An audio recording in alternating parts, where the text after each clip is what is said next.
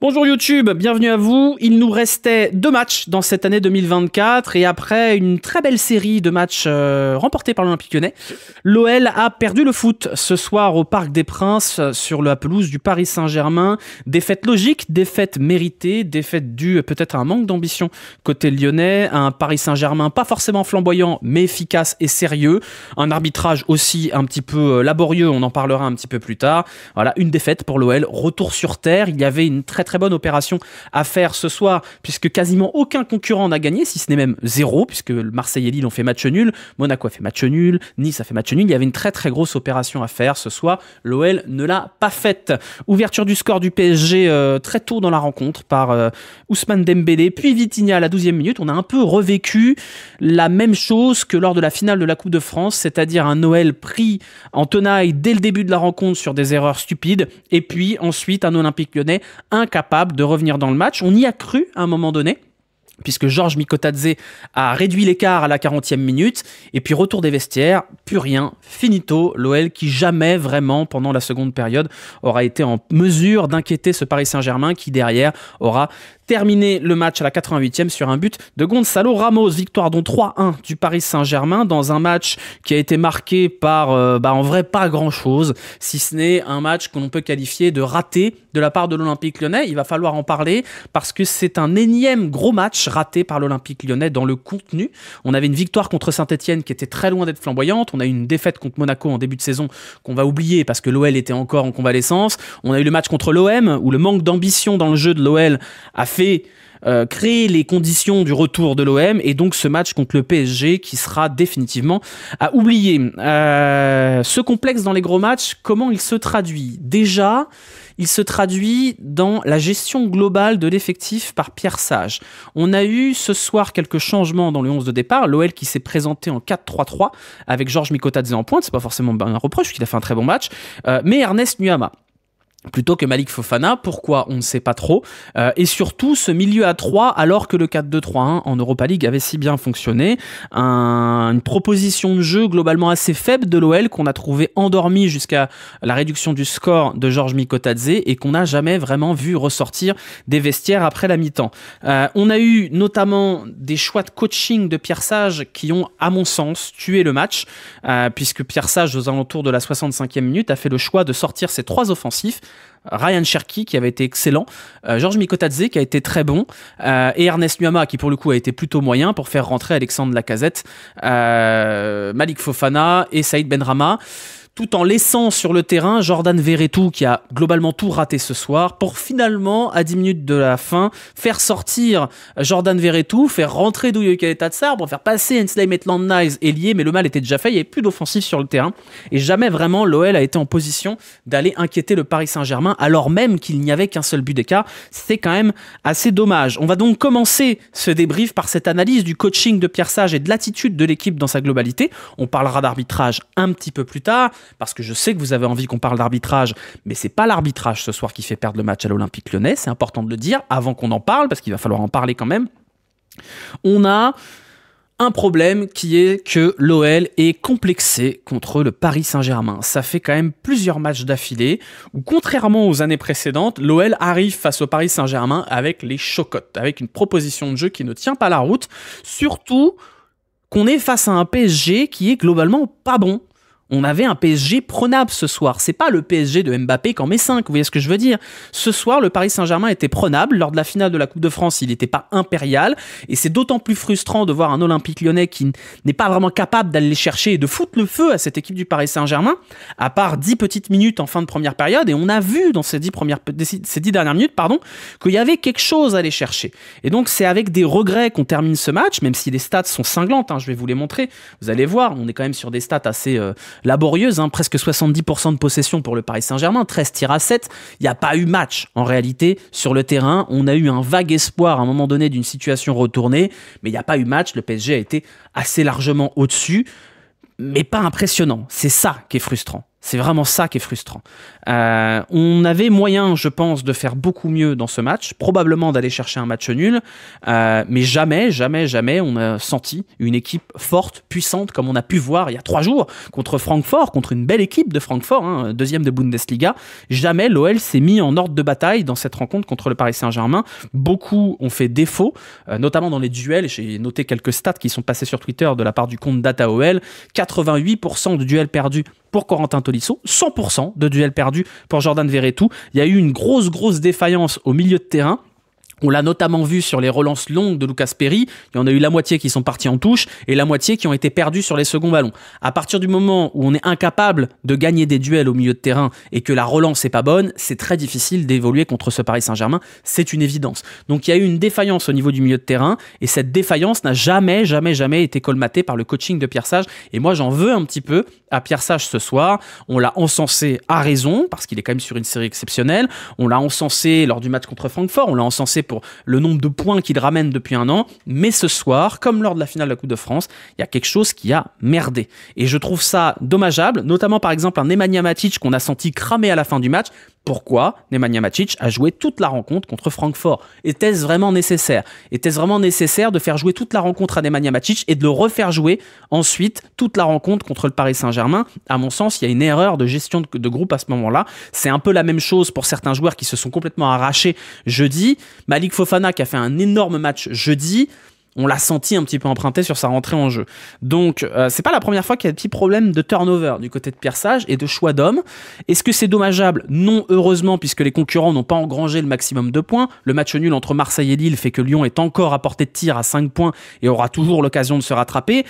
Mais c'est dommage. Il y a des regrets et de la frustration, pas parce que l'OL avait moyen, à mon sens, d'égaler le PSG par rapport au résultat du match, mais parce que la proposition globale nous empêche justement d'avoir des regrets, alors qu'on était face à un PSG qui était prenable. Je sais que vous voulez parler d'arbitrage, on va en parler. Et encore une fois, on va en parler à travers le prisme de la globalité de l'arbitrage en Ligue 1 et de l'incohérence globale de l'arbitrage et de l'utilisation du VAR. J'ai regardé quasiment tous les matchs ce week-end et j'ai vu un arbitrage calamiteux, notamment lors du match de Nice, où on a vu encore des décisions ridicules à la VAR de la part de Stéphanie Frappart. Ce ne sera pas la première fois. Ce soir, une nouvelle fois, on a un arbitrage auquel on ne comprend rien. Encore une fois, je précise bien, j'insiste là-dessus, ce n'est pas l'arbitrage qui empêche l'OL de gagner le match ce soir.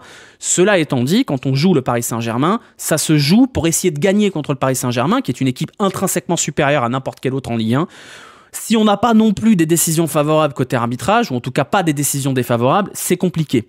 Quand on a un match qui peut tourner sur une faute sur Ernest Nuama, qui est quand même grossière, et qu'on n'a même pas de revisionnage à la VAR, c'est problématique. Quand on a des actions qui sont sifflées pour l'un et pas pour l'autre, c'est problématique. Encore une fois, on n'est pas là pour crier au complot, ça ne sert à rien. On est juste là pour dire, expliquez-nous comment vous arbitrez. Expliquez-nous pourquoi la VAR, un moment c'est oui, un moment c'est non, un moment c'est faute, un moment c'est pas faute. Et expliquez-nous également pourquoi quand il y a un match où l'OL est avantagé, contre Nice, c'est le cas contre Nice, l'OL a bénéficié d'un arbitrage favorable. Là, on a des articles partout, on a des déclarations partout, on a les bandes son et patati et patata. Par contre, les 3 matchs qui sortent là où l'OL a été désavantagé très clairement, là, c'est silence radio. Moi, j'aimerais bien, à défaut d'avoir un arbitrage cohérent en Ligue 1, qu'on ait au moins un traitement médiatique juste. Voilà, c'est tout. On n'en a pas parlé effectivement, mais il y a cette scène vraiment complètement lunaire. Et je pense là vraiment qu'on est sur le truc le plus absurde que j'ai vu cette saison en Ligue 1, et il y en a eu. Ce but de Mikotadze, superbe piqué sur Donnarumma. Georges Mikotadze fait une faute. Il va chercher le ballon dans les filets, et c'est pas à lui de ramener le ballon dans les filets. Ça n'a jamais valu jaune dans aucun autre cas où un attaquant a fait ça. Donnarumma le chope, le fout par terre et lui met une gifle. Et les deux ont jaune. Comment vous expliquez ça ? D'un côté, vous avez un attaquant qui prend le ballon alors qu'il n'a pas le droit de prendre le ballon, ce qui n'a jamais été sanctionné d'un carton jaune à ma connaissance. Et de l'autre côté, vous avez un gardien qui perd complètement ses nerfs, qui le fout par terre et qui lui met une gifle. Et vous avez la même sanction. Ça n'a pas de sens. Comment vous expliquez ça ? C'est la même chose que quand vous avez le tacle sur Clinton Mata, que vous avez un carton jaune pour Lacazette qui s'offusque du fait que Clinton Mata soit fait cisailler par derrière, et que vous avez jaune pour les deux, et que le jaune du mec qui fait le tacle est annulé. Comment vous expliquez ça ? Expliquez-moi comment c'est possible. Et encore une fois, je vous dis pas c'est un complot. Je vous dis, mais à un moment donné, il faut que les arbitres ils viennent expliquer pourquoi ils font des trucs comme ça. Voilà, donc encore une fois, je pense pas qu'il y a rouge sur Donnarumma, parce que mettre rouge sur une action comme ça pour un gardien, effectivement, ça tue le match.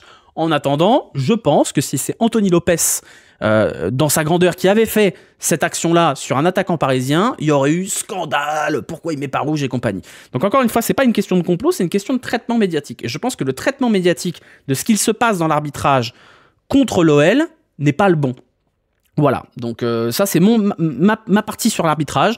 Je pense pas que ça influe outrageusement sur le match, parce que l'OL a pas été bon et le PSG a été bien meilleur, donc ça c'est quand même important de le dire. C'est pas parce que l'arbitrage a été mauvais que l'OL gagne pas ce soir, mais c'est chiant. Voilà, on est fatigué quand même, on a un petit peu marre. Voilà, y en a marre. Qu'est-ce que je voulais dire à part ça, oui, il y a un autre truc un peu lunaire qui s'est passé ce soir, et ça honnêtement il faut en parler. Le match a été arrêté au Parc des Princes parce que les supporters parisiens du COP, le CUP, ont chanté les Lyonnais cédé un gros mot, je ne vais pas le dire sinon je vais être démonétisé sur YouTube, un chant qui est entre guillemets simplement insultant, qui n'a rien de raciste, rien d'homophobe. Le match a été arrêté et on a dit arrêtez, c'est pas bien d'insulter. Alors oui, c'est pas bien d'insulter, c'est pas gentil. Mais depuis quand on arrête les matchs pour ça ?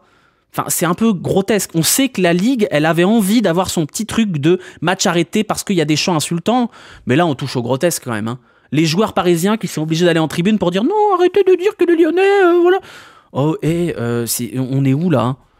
On est où ? Enfin, je veux dire, les chants insultants, évidemment que bon, bah voilà, c'est un peu bête, mais enfin, on est quoi ? Vous voulez qu'on soit crédible dans la lutte contre l'homophobie et la lutte contre le racisme ?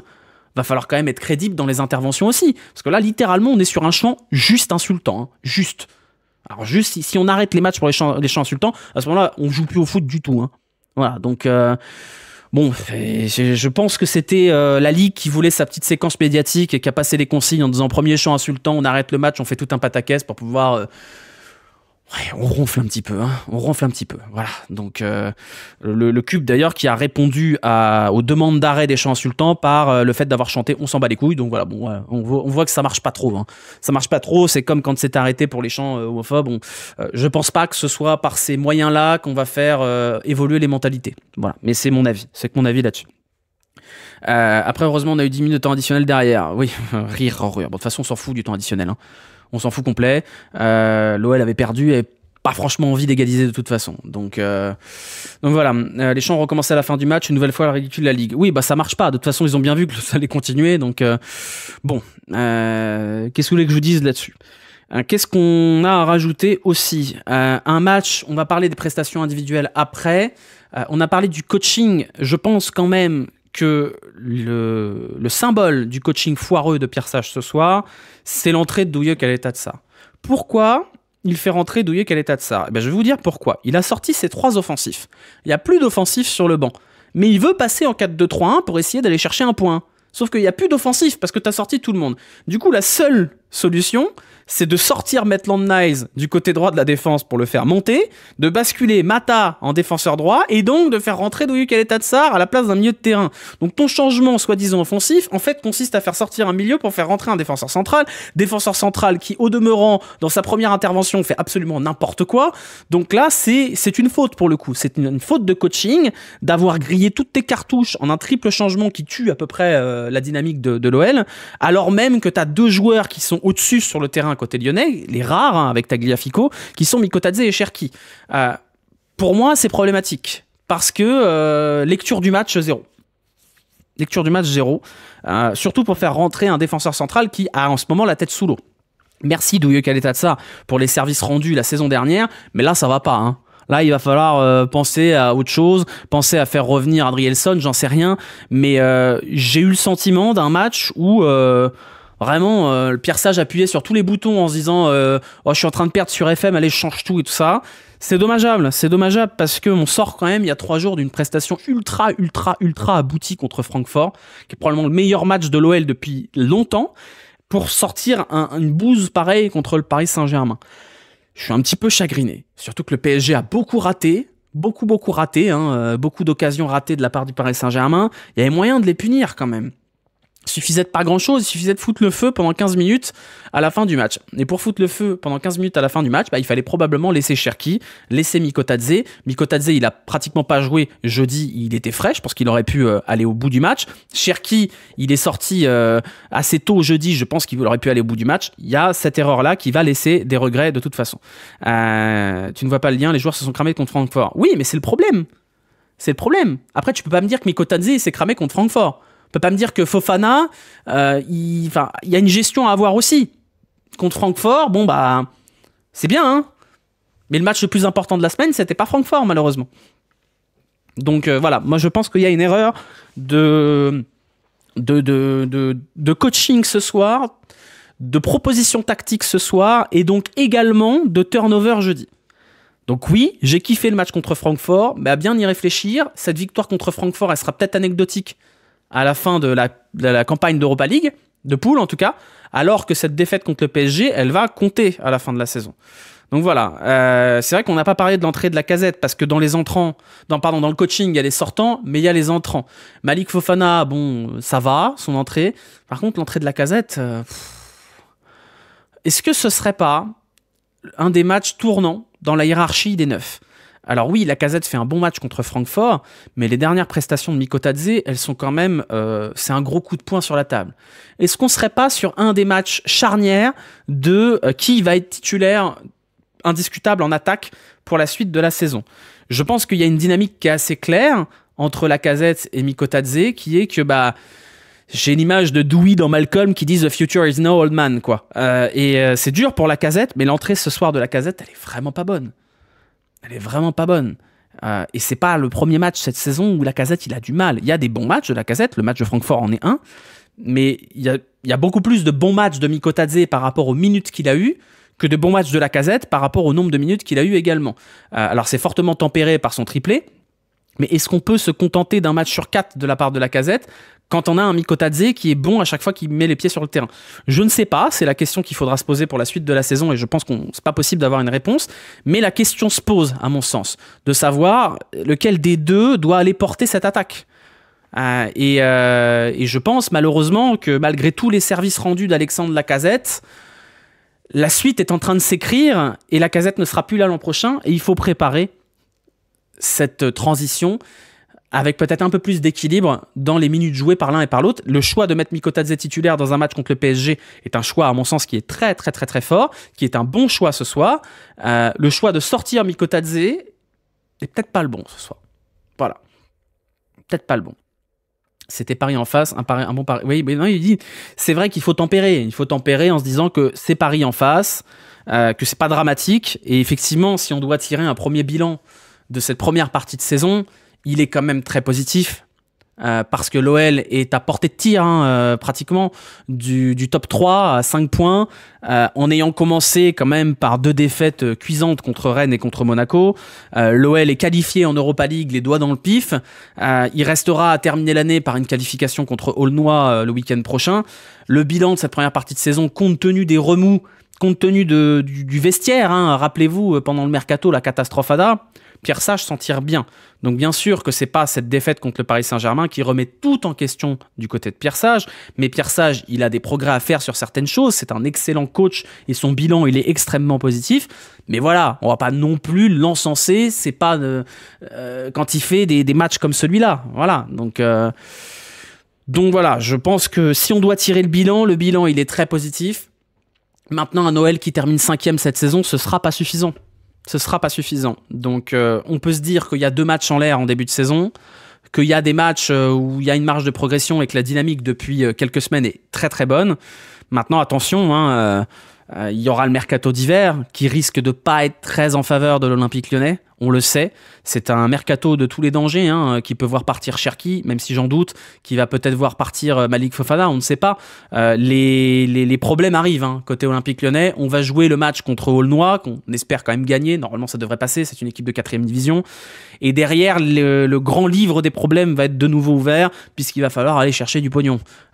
Et qui va être en capacité cet hiver de ramener des sous à l'OL?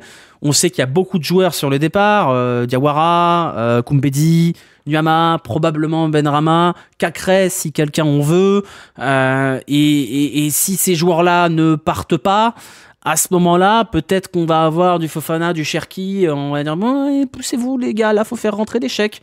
On va voir aussi ce qui arrive avant de Botafogo, puisqu'on sait que le destin de l'OL est lié à celui de Botafogo, et que pour le coup, par chance, les premiers objectifs ont été cochés avec la Libertadores et le championnat du Brésil.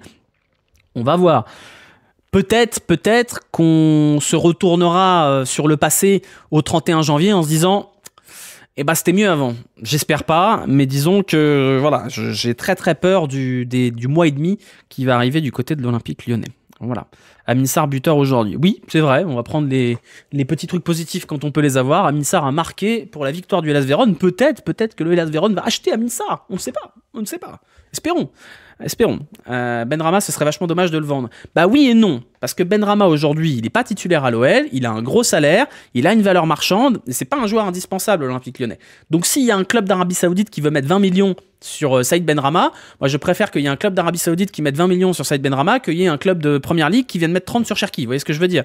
Donc oui, on a oublié Mangala. C'est vrai que Mangala joue aussi à Everton, et Everton n'est plus relégable, donc c'est toujours ça prix. Voilà.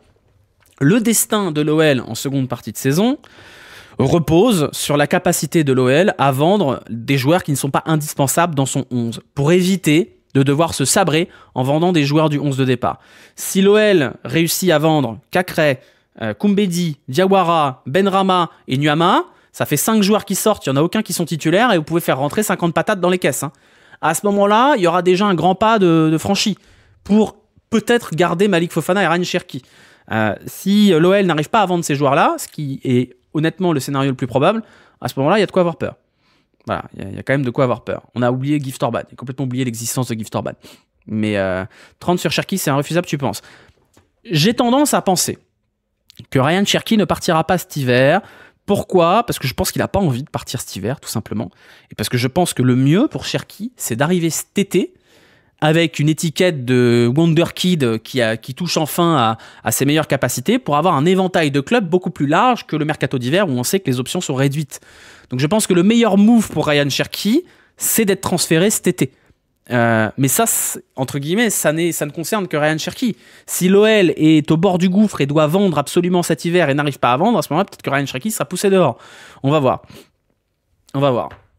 Amenez-le-nous à Paris. Alors je pense, très honnêtement, que vu l'état des relations entre Textor et Nasser, il n'y a pas un monde où Cherki part au Paris Saint-Germain. Je pense que ça a été évoqué l'été dernier, et les rumeurs disent que ça n'a pas été fait, notamment déjà en raison des rapports entre les deux. Je pense que Ryan Cherki n'a pas envie d'aller au Paris Saint-Germain. Et je serais très surpris, en tout cas, que ça arrive. Voilà, je serais très surpris. Je pense que Ryan Cherki ne veut pas se mettre à dos la ville de Lyon et les supporters lyonnais. Il les aime trop, c'est un fait. Et je pense que partir au Paris Saint-Germain, ça lui ferait mal à lui aussi. Voilà, donc on verra bien. Même si on dit s'il te plaît. Ah bah écoute, si vous voulez, on va dire s'il te plaît à John Textor, vous allez voir ce qu'il vous répond. Ok, on a dit tout ce qu'il y avait à dire sur ce match. On a déjà fait un petit bilan de la première saison. Je pense qu'on en profitera du match contre Aulnois pour faire un bilan global de la première partie de saison, qui sera fait d'ailleurs demain soir dans ALZ, mais je ne serai malheureusement pas là. Mais sachez-le, il y a un ALZ demain soir sur la chaîne de Zach. Ce sera avec Hugo, Sofiane et Anis. Moi, malheureusement, je ne peux pas être disponible demain soir, et vous aurez tout le loisir de vous foutre de ma gueule quand vous saurez pourquoi. Tu préfères 30 ailleurs ou 50 au PSG? Je préfère 30 ailleurs, parce que c'est pas mes thunes, je m'en fous. Moi je pars du principe que maintenant c'est pas mes thunes, donc si les joueurs y partent, je préfère qu'ils partent ailleurs de la Ligue 1. On va passer aux notes, si vous voulez bien.